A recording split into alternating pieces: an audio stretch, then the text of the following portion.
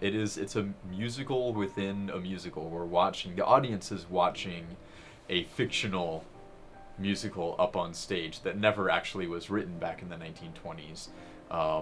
But we're led through this fictional musical by a gentleman who's sitting at home in his living room and listening to a record of what is his favorite show that he's actually never even seen. This record was a gift from his mother, and it's of this fictional 1920s hysterical Broadway musical. It is a difficult one.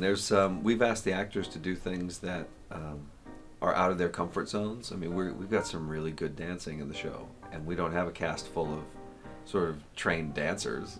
So the stuff you're seeing is impressive when you realize that they're not, for the most part.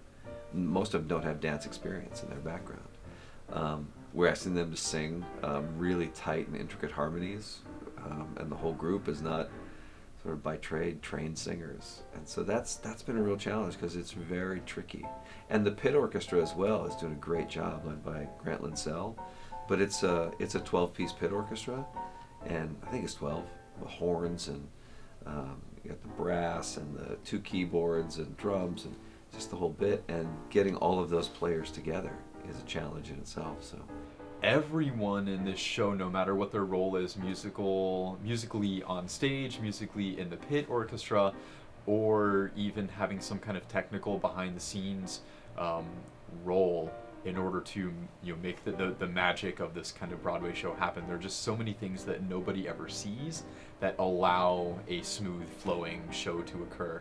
I think the big thing with this one is this play is very self-aware.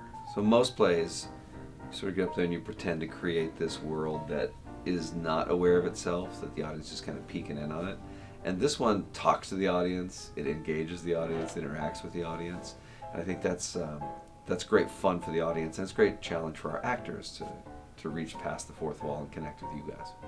So that's actually one of the biggest challenges is making people aware that they're about to have this wonderful show being presented here on our campus for 2 weekends, and it comes locked and loaded with this challenge that no one actually knows what it is. And now that we've seen this show come to life over the last 7 or 8 weeks, it really stinks to know that some people might miss out on this because they don't recognize the name of the show.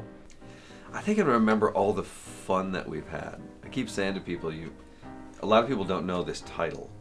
We did Footloose last year, and even if you didn't know it was a stage musical, people sort of remember the movie Footloose, and they go, "Oh, that's a good story."